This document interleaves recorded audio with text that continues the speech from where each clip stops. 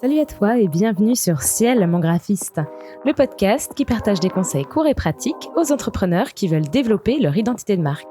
Moi, c'est Margot, graphiste et illustratrice freelance, et mon objectif, c'est t'aider à faire les meilleurs choix pour toi et ton projet, que ce soit en expliquant simplement les bases du graphisme ou en te proposant des solutions concrètes pour répondre à des problématiques que tu peux rencontrer au jour le jour sur ta communication visuelle.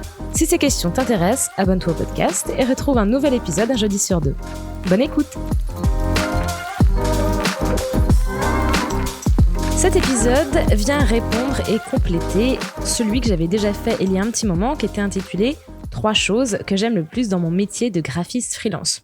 Donc j'avais dit que je ferais une suite à ce format en parlant de 3 choses que j'aime un petit peu moins dans mon métier, ou en tout cas 3 choses qui sont peut-être un petit peu plus compliquées à gérer.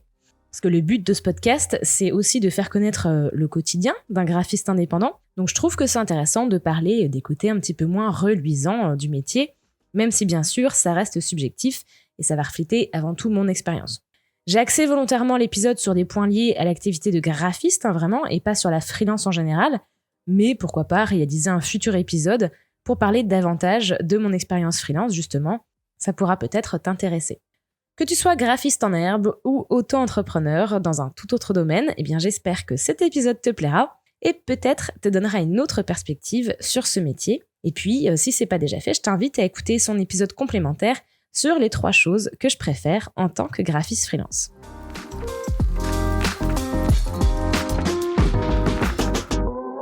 J'ai souvent dit dans le podcast que le graphisme, c'est parfois compliqué parce qu'il y a 100 manières de réussir un projet, de répondre à une demande, qui vont être plus ou moins bonnes ou mauvaises, mais dans le sens où un projet, c'est le résultat d'un instant, c'est le résultat de choix, plus ou moins subjectifs, d'influence et d'un contexte.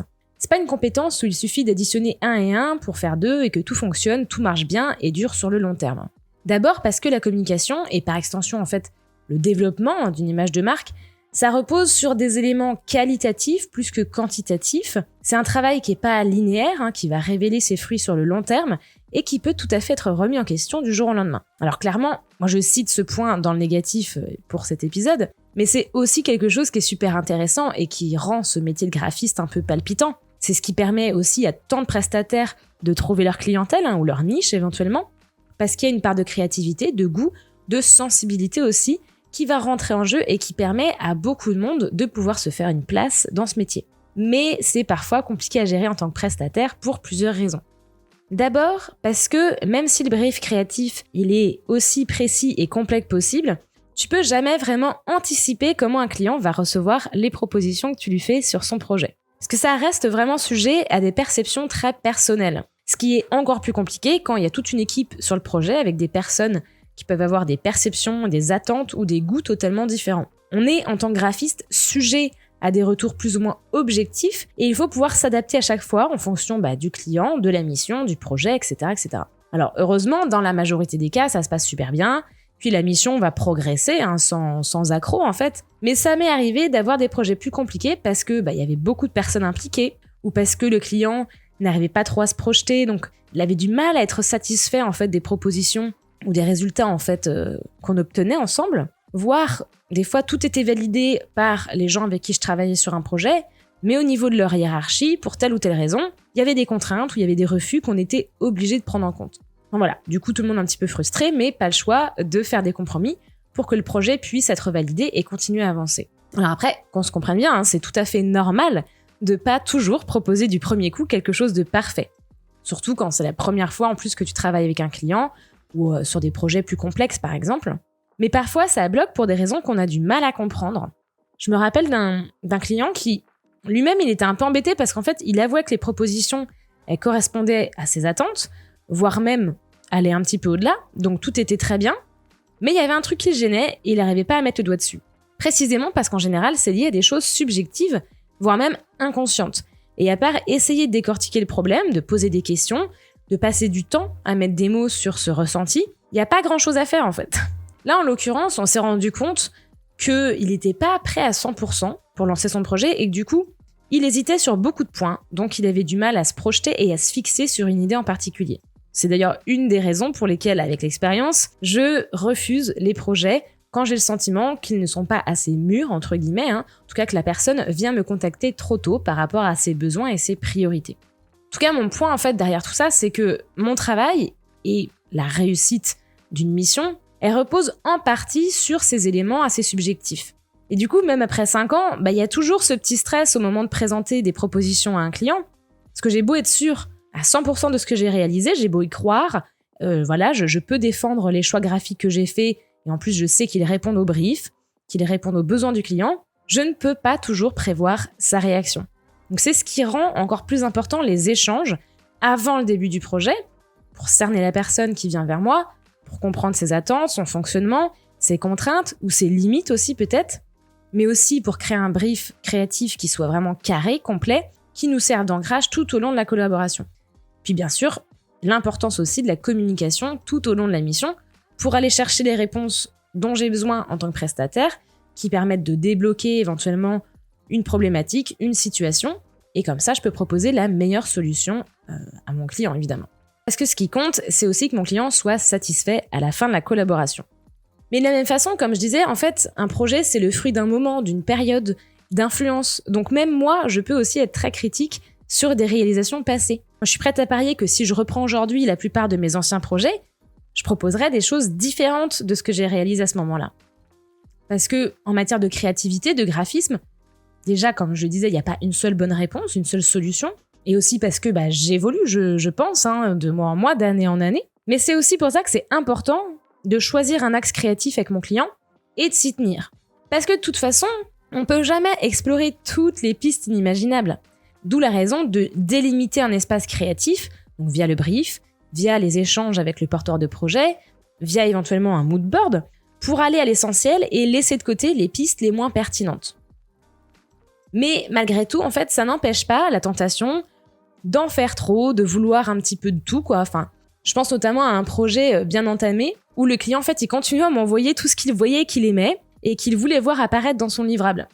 Alors déjà, c'était un petit peu tard parce que ça, cette étape, on l'a fait justement au moment du brief. Et puis, c'était contre-productif parce que là, il y avait des choses qui n'avaient pas de sens, il y avait des styles totalement différents qui n'avaient rien à voir et qui, en plus, n'étaient peut-être même pas forcément adaptés, voire pas du tout pertinents par rapport à son projet à lui. Donc, j'avais dû recadrer un petit peu tout ça pour qu'on avance dans le bon sens, puis aussi rassurer ce client parce que, dans le fond, cette recherche un petit peu frénétique, elle venait surtout, je pense, d'une difficulté à se projeter, d'une peur de peut-être avoir laissé des choses de côté, de ne peut-être pas avoir fait tous les bons choix, d'avoir oublié de mentionner quelque chose d'important, enfin, de passer à côté d'une autre idée, d'un autre concept qui aurait pu être très chouette. Et en fait, c'est assez commun, c'est normal. Surtout quand on travaille avec des personnes pour qui c'est un premier gros projet, encore plus quand c'est un projet indépendant, un projet personnel. Et ce qui en vient du coup à un autre point qui rentre un petit peu dans toute cette idée-là, c'est que certaines personnes vont être rassurées sur la quantité. La quantité du nombre de propositions, par exemple, ou du nombre d'allers-retours. Alors pour ma part, moi, j'ai appris au gré de mes expériences que quantité n'était pas gage de qualité, évidemment, mais surtout que ça n'apportait pas ou très peu de valeur ajoutée pour mes clients. Par exemple, pour une création de logo, je propose pas plus de 3 pistes. Et c'est beaucoup mieux pour mes clients comme pour moi. D'une part parce que moi, je propose des logos et des univers qui sont déjà assez aboutis au moment des premières propositions, là où peut-être d'autres graphistes vont aller de manière plus progressive, en proposant des sketchs à la main, puis des prototypes, etc. Évidemment, là, chacun de sa façon de travailler et puis son processus créatif. Moi, en tout cas, je trouve ça plus efficace de proposer un nombre de pistes limité, parce que je vais pas éparpiller mon énergie sur trop de propositions différentes, donc je répartis mieux mon temps de travail et mes recherches. Et puis ensuite, parce que mon client en face, il peut beaucoup plus facilement se projeter et s'approprier les pistes d'univers que je lui propose. Parce qu'encore une fois, il y a beaucoup de possibilités et beaucoup de possibilités qui se valent. Mais l'important pour réussir un projet, c'est de savoir se concentrer sur les meilleurs et ensuite pousser la réflexion pour vraiment aboutir le concept qu'on a choisi. Donc pour conclure sur ce premier point un petit peu compliqué parfois à appréhender quand on débute le graphisme et même après plusieurs années d'expérience, ceci dit, c'est que le graphisme, c'est pas une science exacte.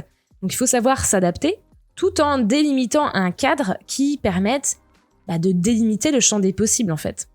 Ce qu'on dit souvent, de la contrainte naît la créativité, mais je trouve que c'est assez vrai parce qu'on peut vite se perdre à vouloir tester trop d'idées, trop de concepts sur un même projet graphique.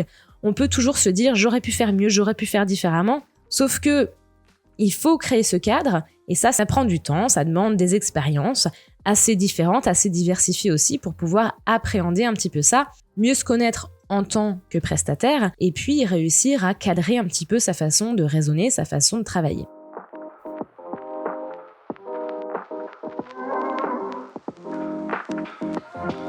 Un autre point que je trouvais assez intéressant de soulever, c'était tout ce qui concernait l'énergie, notamment la créativité aussi, la peur de la page blanche, la motivation. En fait, j'ai regroupé certaines choses, mais qui pour moi fonctionnent vraiment ensemble. Je pense que tu vas voir ce que je veux dire. Et puis je pense que d'autres personnes peuvent s'identifier aussi, graphistes ou non d'ailleurs. Parce qu'en fait, quand tu es solopreneur, quand tu es indépendant, freelance, ton énergie, ton moral, ton mood du moment peut directement affecter ton travail. Ou la manière dont tu travailles, ton inspiration, enfin j'en passe. Ça c'est vrai dans tous les métiers, et que tu sois salarié ou non, mais je trouve qu'en freelance, c'est encore plus marquant parce qu'en fait tu es seul aux commandes, donc tu peux pas te reposer sur, entre guillemets, l'effet de groupe d'une équipe, quand tu as des petits coups de mou, des petits moments de fatigue, etc., etc. Alors en général, moi dans les moments où je suis plus fatiguée, un petit peu moins motivée, je vais mettre toute mon énergie justement sur les missions clients, parce que c'est là que je mets ma priorité. Mais j'essaye tant que possible de varier le type de mission que j'accepte, notamment pour laisser un petit peu reposer mon cerveau et puis ma créativité. Parce que dans mon cas, c'est pas une ressource inépuisable, la créativité, ça se nourrit et puis ça fluctue en fait un petit peu en fonction de tout ce que je viens de citer, donc la fatigue, le rythme de travail, la période de vie. Enfin, voilà, par exemple, moi je fais en sorte de pas démarrer 2 projets d'identité visuelle en même temps. Au pire, je les décale d'1 ou 2 semaines parce que je préfère placer toute mon attention sur un seul projet. Puis pour l'avoir déjà fait, c'est dur pour moi de jongler entre 2 projets créatifs, surtout au tout début quand vraiment on doit se creuser les méninges, faire plein de recherches et s'immerger dans un nouvel univers. Mais de la même façon, ça peut être tout simplement de varier les types de missions entre création pure et puis prestation dite un petit peu plus d'exécution. Par exemple, quand il y a déjà une charte graphique et puis un univers existant, et qu'on va me demander plutôt de l'appliquer et de le décliner sur de nouveaux supports de com. Parce que bien sûr, il y a de la réflexion, il y a une certaine créativité à apporter, mais relative par rapport à la création d'une identité complète, par exemple. Et j'avoue que parfois, c'est un côté un petit peu plus reposant pour le cerveau. Enfin, en tout cas, voilà, moi, ça me fait du bien d'alterner entre des projets un petit peu différents, tout simplement pour me laisser un petit peu de temps de repos et ne pas tout le temps être dans la recherche de nouvelles choses, de nouvelles idées, parce que ça peut être vite épuisant. Puis s'ajoute à ça, comme je disais dans le premier point, le stress qui vient, et puis la peur des fois de ne pas produire quelque chose qui corresponde immédiatement aux attentes du client, voire même la peur de la page blanche, parce que parfois les idées elles se concrétisent très rapidement, ou au contraire, des fois je me sens hyper inspirée, j'ai plein d'idées, mais en fait au moment de coucher tout ça, y a rien qui sort, j'arrive pas à ce que je veux, je tourne en rond, etc. Donc voilà, c'est pas la mort non plus, on finit toujours par accoucher de quelque chose et ça fait partie du métier, mais il faut avouer que c'est quand même parfois une source de stress et puis de fatigue mentale en fait, d'alterner entre toutes sortes d'énergie et de sentiments. Parce que voilà, au risque de me répéter, mais en graphisme, il ne s'agit pas seulement d'appliquer des connaissances, il y a pas mal de variables qui entrent en jeu, et c'est ce qui à la fois rend ce métier hyper intéressant, certes, mais ça a aussi des aspects un petit peu plus négatifs qui se font sentir de temps en temps. Puis j'avoue aussi, le fait de mettre toute mon énergie créative au service de projets pour mes clients, parfois ça freine un peu les projets que je pourrais avoir pour ma propre activité. Sans compter en plus que il faut savoir gérer la différence de rythme en fonction de la charge de travail qu'on a à un moment T.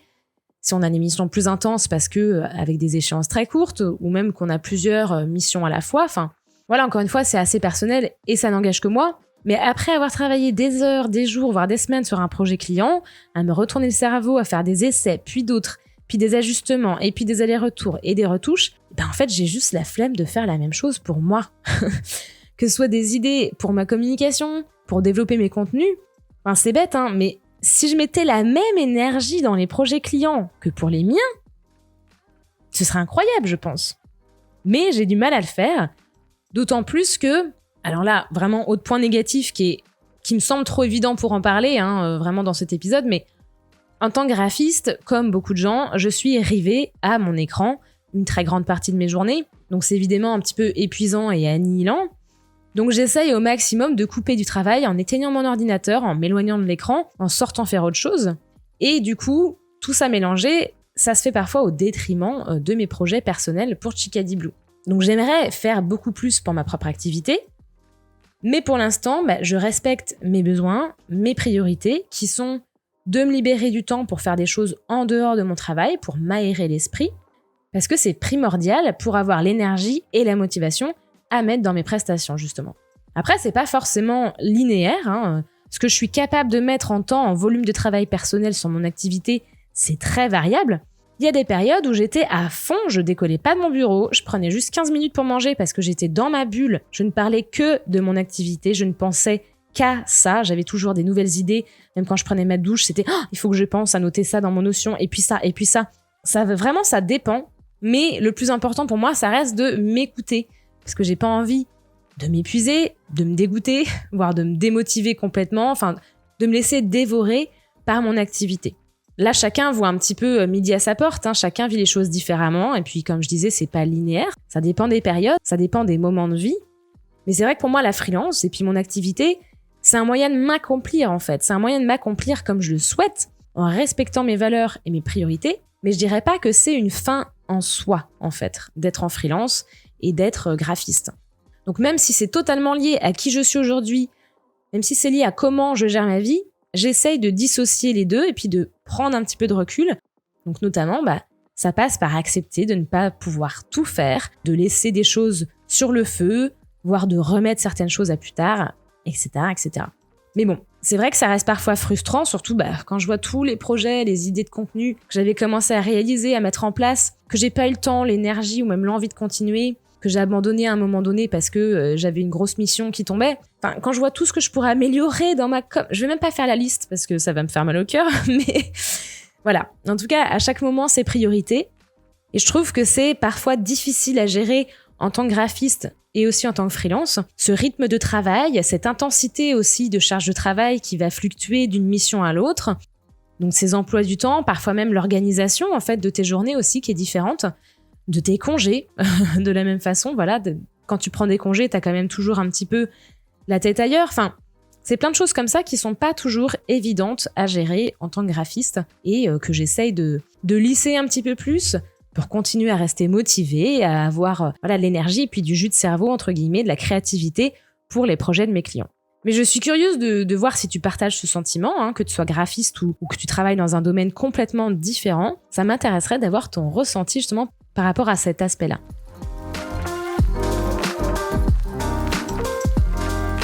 Le troisième et dernier point que j'ai sélectionné, parce qu'évidemment, j'ai pensé à plusieurs choses, mais je voulais sélectionner celles que je trouvais les plus intéressantes, les plus importantes aussi par rapport à mon expérience de graphiste. Et ce troisième point, je trouve que on en parle beaucoup sans en parler en fait. C'est-à-dire qu'on en parle beaucoup dans les communautés de graphistes, ou peut-être de prestataires, je pense que ça existe aussi sur d'autres métiers. Donc tout le monde le sait plus ou moins, mais on n'en parle jamais trop ouvertement, comme si c'était une honte, ou comme si il fallait pas se plaindre. En tout cas, c'est un sentiment que je retrouve partagé chez pas mal de graphistes, et de freelances qui font un métier créatif en tout cas. Je voulais parler de la valorisation qu'on donne à ce métier, et puis à ses compétences. En fait, c'est quelque chose que j'avais d'abord remarqué quand je travaille dans la communication, ce qui pour moi est lié au monde du graphisme, à la communication visuelle. Donc dans la communication, où on sous-estime souvent, je trouve, les compétences qui sont liées à ces métiers un peu fourre-tout, en fait, faut bien l'avouer, surtout dans des petites structures où le ou la chargée de com va avoir beaucoup de casquettes à porter, parce que les équipes sont réduites, le budget possiblement un petit peu restreint, voire parce que en fait, il n'y a qu'une seule et même personne pour prendre en charge certaines choses. Si je prends mon exemple, moi, sur mon ancien poste, je devais gérer le site internet, les réseaux sociaux, les événements internes et externes, le développement de la marque employeur, les relations presse et partenariats, la rédaction d'articles ou d'études de cas, il y avait énormément de choses qui étaient des compétences vastes que je maîtrisais pas forcément, que j'ai dû vraiment apprendre sur le tas. Et ça, je trouve que c'est quelque chose qui n'est pas assez valorisé. Et c'est vrai que quand je parle de ça avec des connaissances, il y a souvent deux cas de figure. Il y a les gens qui vont dire que c'est pas vrai, justement, aujourd'hui, les entreprises misent tout sur la com, donc elles savent que c'est très important et tout. Alors, en général, les personnes qui ont cet avis-là sont des gens qui ne bossent pas dans la com. Et puis, il y a ceux qui rejoignent ce constat parce que ils ont travaillé dans ce milieu-là, ou en tout cas en lien avec ces départements ou ces métiers-là, et ils admettent que la com, tout comme beaucoup de métiers créatifs, ont parfois un côté un petit peu ingrat et puis mal considéré. Et quand j'ai débuté le graphisme, c'est quelque chose que j'ai un petit peu retrouvé. Alors ça se reflétait dans des demandes qui étaient totalement exagérées, voire absurdes, sur le plan des délais, du budget accordé, des négociations de tarifs aussi. Je prends en compte que ça s'explique parce que dans les prestations graphiques, on trouve de tout. Il y a des prestats très très bon marché, il y a des prestats beaucoup plus chers, il y a différentes structures aussi à qui on peut faire appel, voilà, des freelances, des agences, il y a des façons de travailler très différentes. Et puis au-delà de ça, je pense que il y a un manque de connaissances sur le métier, en fait, clairement. Parce que je me rends compte qu'il y a beaucoup de gens qui ne se rendent pas compte du temps passé sur un projet, sur une réalisation, ou sur le coût réaliste d'un livrable aussi. Alors quand je dis coût réaliste, il faut comprendre par là un coût qui reflète le temps de travail, qui reflète les compétences qui vont être mises à disposition par le prestataire, par le graphiste, la qualité de la prestation dans son ensemble, et puis les charges du prestataire aussi. Pour que ce prestataire puisse vivre de cette activité, et réaliser des prestations rentables, en fait, tout simplement.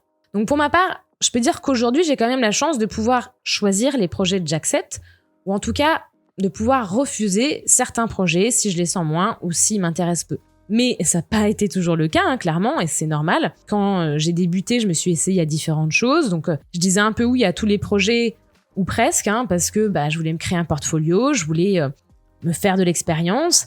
Et puis aussi, il faut payer les factures pour revenir à des choses matérielles, mais ô combien essentielles. Donc je suis très contente que mon travail ait porté ses fruits pour que aujourd'hui, au bout de 5 ans, je sois capable de sélectionner des projets qui m'intéressent et aussi des clients qui vont matcher avec mes attentes et ma façon de travailler pour avoir des collaborations enrichissantes, mais aussi agréables et puis bienveillantes. Ce que j'entends par là, c'est que j'ai envie de collaborer, j'ai envie de travailler avec des gens qui vont respecter les conditions de travail et puis les process que j'ai mis en place, qui vont être ouverts à mes conseils et à ma proposition, c'est-à-dire qu'ils vont vraiment venir vers moi en qualité d'expert. J'aime pas ce mot parce que ça fait too much, mais je veux dire en tout cas de professionnel qui peut leur apporter quelque chose et pas en simple exécutant.